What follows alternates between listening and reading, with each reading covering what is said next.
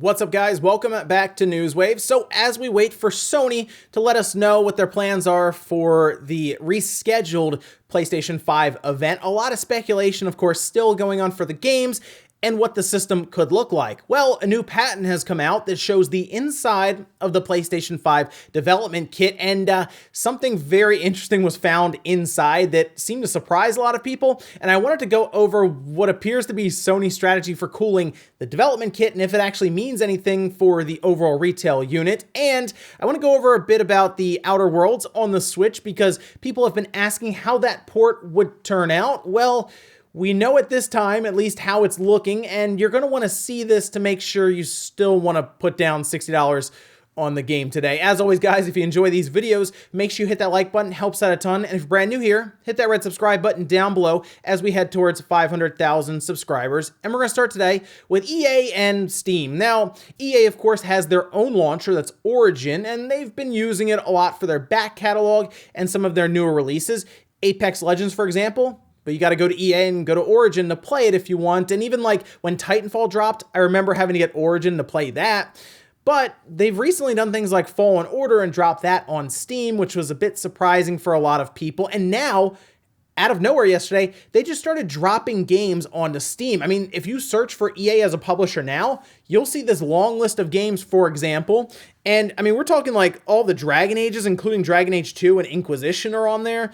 You have Crisis 3. That's actually only $10. A lot of these games, they dropped on there and then they just slashed the prices by like half or even up to 70%. The Need for Speed games are on there. They also have Unraveled 1, 2, Sea of Solitude, Faye. Even that Burnout Remastered game is on there, and that's $5. And now people are wondering if this is just a new relationship between Steam and EA where Apex Legends will come over and then pretty much every new game for EA will go to Steam as well as Origin, which would be great for anyone who has been really preferred Steam because they've had it for so long and maybe they've built up a friends list there, or they like the navigation or the feature set or even the sales over any other store. But it looks good at least to see this, and here's hoping it's a relationship that continues forward. Also, we know next month, Catherine will release on the Switch, and if you're someone who's curious about how it plays because maybe you didn't pick it up on the PlayStation 4 or you missed it back in the day on the Xbox 360 or the PlayStation 3, it looks like there will be a demo, but we don't know if the demo is going to be outside of Japan or just on the Japanese eShop. The Switch, of course, is region-free, so you can download the demo and try it out if you would like. You'll just have to go on the Japanese eShop to pick it up, but it looks like, according to the tweet here, that the demo will come out on the 11th, so in just a few days, and it will cover the first 2 days of the game itself. Now, if you've not played Catherine, it's actually a pretty cool game. Like, I played it on the 360 back in the day and really enjoyed it. The gameplay might be a little strange looking because it's very puzzle oriented for what you're doing, but the story was pretty good. It had an interesting twist at the end, and they would even compare your stats and choices to the people online on your friends list. It was kind of neat, and I think you should at least check out the demo if you have any interest at all in it, just to see if the gameplay clicks with you, because if it doesn't, you might not enjoy it as much unless the story really grabs you. Oh, and there is an interesting story that seems to be ongoing right now for retro gaming. Check this tweet out here. This is by Andrew saying, exciting find, the test disc contains a beta build of a 64DD game. Now they're going to mail it out. They're going to have it completely dumped and even host a ROM release. And this is exciting. Of course, the 64DD, a lot of people have started to learn about this attachment for the Nintendo 64 that did not go over well at all, and Nintendo ended up basically scrapping it after like a year or something. It wasn't around for very long, but there were a lot of games planned for it that were ported or just outright canceled. So whenever we see a find like this where it could end up being a beta of a game that never even came out, that's really cool. And of course, people are wondering if it is there was a game that was basically Mother that was going to be on the 64DD. People are saying Mother 64, Mother 3, all of that. I don't think it'll be that, because I feel like they would have probably blown up Twitter with it just outright, but it could be something pretty neat anyway. Maybe it's just a lesser known game on the 64DD, but still something pretty cool, I think, maybe to try out on your EverDrive, because as long as they convert it to a ROM, you can play it on there. And guys, with some of the quick news out of the way, let's get into the bigger stuff. We're gonna start right away with this PlayStation 5 patent. Now, at Mark Cerny's talk for GDC, he mentioned quite a few things around the cooling, the noise for the system, and power delivery, along with the frequency kind of changing as needed. Now, Mark Cerny definitely laid into the PlayStation 4 Pro as nice as he could, I guess, when it comes to how loud that thing gets. It gets loud, and a lot of it has to do with the older or the newer games now that have pretty much been pushed onto an older system and cooling solution that have resulted in very loud fans in these devices. I mean, seriously, at times it sounds like a jet engine trying to take off, and he even talked about that himself. So yes, Sony themselves have acknowledged that that was a problem, but the good news there is, because they've acknowledged it, to me, that means that they're going to try to solve that issue. And as Mark Cerny started to describe the PlayStation 5, it sounds like it will be much more predictable when it comes to trying to cool the system, as Mark Cerny was attempting to explain that power will be pretty much constant and able to be cooled because of that much easier. So that's pretty interesting. But then we have a patent that comes out yesterday that pretty much opens up the development kit that we saw. Remember the one that looks like a little hangar for spaceships, that if you look at it from the top, looks like the letter V, which of course is Roman numeral for 5. Well, here's the patent here. And people started to look over this, and they noticed something. There are 6 fans in this PlayStation 5 development kit. Now, I will tell you, if we take a look at this, from what I've been gathering, is an older development kit, and a lot of studios have received a newer development kit, but this shows us that they are actively working to cool the power supply as much even as they are working to cool the heatsink on the other side. So essentially we have 2 sections divided up on this development kit. On the left side, we have a large, what appears to be vapor chamber for the chip itself. Of course, it has a little system on a chip that will be cooled, and it looks like the air is being pulled out the sides. This would allow it to be stackable, so you can stack several of them on top of each other, which is generally the idea of a development kit, is that you can stack many so that it's much easier to store them. But then on the opposite side, you have a little shroud there, fan shroud, that would allow the overall power supply, all those components, to have air pulled over that as well. Now, in these systems, usually air will exhaust out through the power supply. Ever since they started to put the power supply brick inside of these systems, that's usually how it works. Take the PlayStation 3 Slim, for example. The entire back is a power supply that air has to go through to get out of the back. And for the most part, it works. The power supply gets cooled, but it's usually cooled as a kind of an afterthought almost. It's basically where air goes after it goes through the heatsink to then exhaust out the back. This looks like they are actually trying to just straight up cool the power supply, probably because of what Mark Cerny was saying about power being more constant, and of course they would change frequency and all of that on the fly. It is an interesting thing, but it does make me wonder about the retail unit. Now, I do still think, I think the retail unit could just have 1 fan, similar to what the Series X has in it. But if they went multiple fans, I would start being a little concerned about how they would keep the noise down for it. From what I have gathered and heard, the PlayStation 5 is pretty quiet. It's not overheating, as we've heard from rumors, which leads me to believe that they have this all figured out and able to shrink it down at least a little bit. I still think the PlayStation 5 will be kind of large. I think it's going to be more of a rectangular than like what we've seen with something like the Series X, which is more of a tower. It'll be a traditional setup for a system, but it's interesting to think that they have a lot of focus on this power supply, especially after hearing what Mark Cerny said at GDC. I think the PlayStation 5 is going to be one of the most interesting systems I've ever taken apart when we do that later on this year, and that is going to be a lot of fun. So I'm really looking forward to it, especially after seeing this patent and seeing how they take this and then convert it into something that you put under your TV and your entertainment center. Next up, let's talk about Kingdoms of Amalur. Yeah, remember we had talked about this previously? I think it was like the beginning of last year. What happened was THQ Nordic managed to pick up Kingdoms of Amalur, and we all kind of figured at that point that they would do a re-release or a remaster of some kind, because THQ Nordic keeps doing that with a lot of games, right? They just keep porting them and moving them up with slight visual upgrades for newer platforms, pretty much all of them. They've been releasing games for PS4, Xbox One, Switch, and PC pretty much across the board, and now it looks like they are doing it again, and I have to say, I'm pretty excited. This is a game that I think may have gone under the radar back in 2012. We were getting close to the end of the generation, and to be honest, the story behind this game is almost unbelievable if you just told someone. I mean, it was Kurt Schilling, who's an ex-MLB player at the time, retired, right, who took like, I think 50 million, tens of millions of dollars at least, invested into a game studio, wanted to create an entire lore of games which would culminate in this big MMO style RPG that would compete with World of Warcraft, and it all kind of fell apart, and this was the game that we got, and it ended up costing Rhode Island tons and tons of money. Yeah, but hey, we got Kingdoms of Amalur, which ends up now with THQ, and we do have a new one coming out. It's coming out in August, and we had some details shared. Gamatsu ended up picking it up pretty early on, but we can see it's coming out August 18th. It's going to be $40.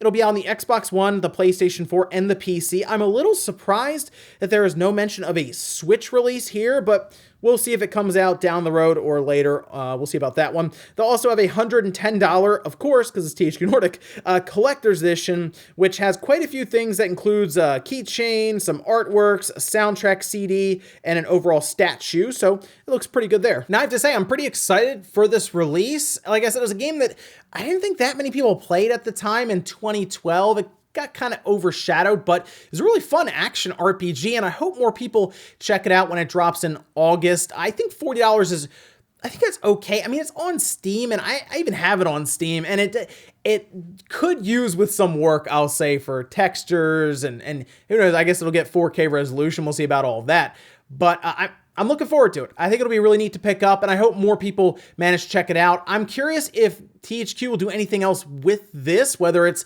a sequel, or wouldn't it be weird if THQ Nordic ends up with this game and they decide to build on the lore? That'd be interesting. I don't think they're gonna do an MMO, but they could do a sequel or something else down the road.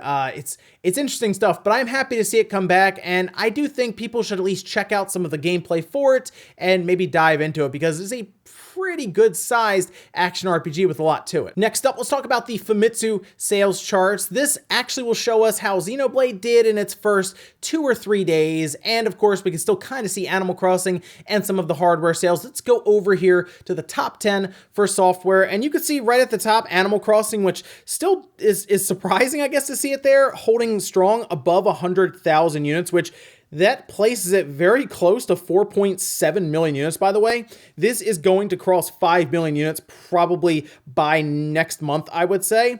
But then below that, we do have Xenoblade Chronicles Definitive Edition at just under 91,000 units, which puts it right around what Xenoblade Chronicles 2 did at 97,000 units. And keep in mind, more than likely, people are buying this more digital than they did back then, even because, of course, a lot of people are still inside and at home, whether it's on lockdown or just avoiding going out in general. And then below that, we have Ring Fit Adventure that jumped 236%, probably due to the stock coming back in there, which is good, and is getting close to 1 million units.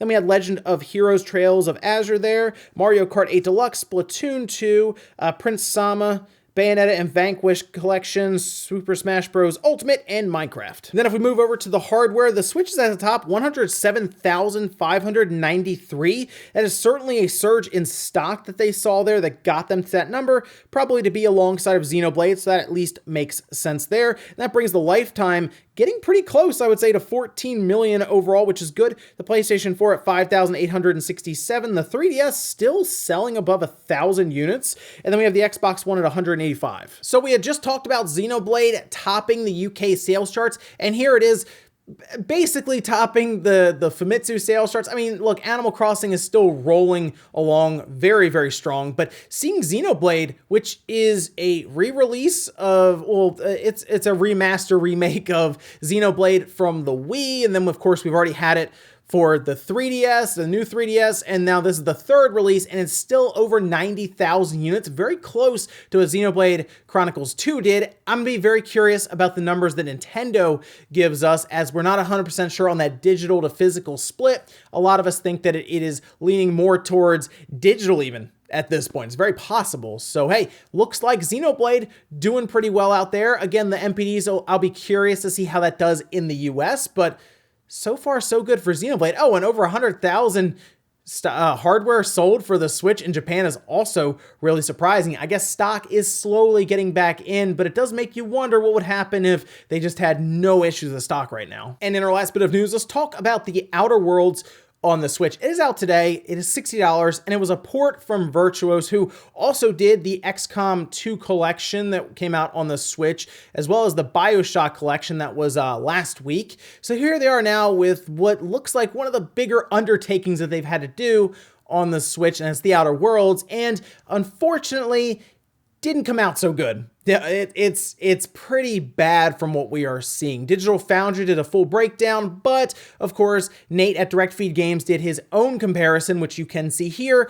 This is against the base Xbox One. So this would be, I guess, the closest for the console to the Switch. So like the Xbox base versus the Switch versus like, I mean, if you do like the Xbox One X versus the Switch, yeah, I mean, come on, the Xbox One X is significantly more powerful. We all know that.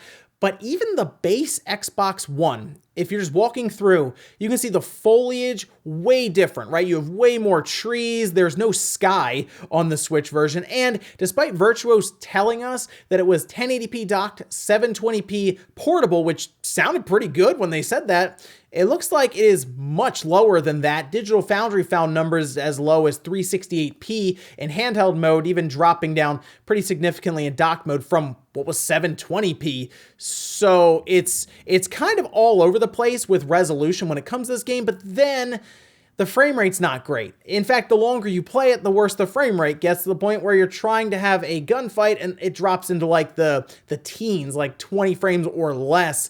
That becomes a problem. So now, of course, people are wondering if they could fix this through a patch. I guess it's possible. I don't know if I would necessarily buy it for $60 today, hoping that they would fix it later. It's just, it doesn't seem like something I would gamble $60 on.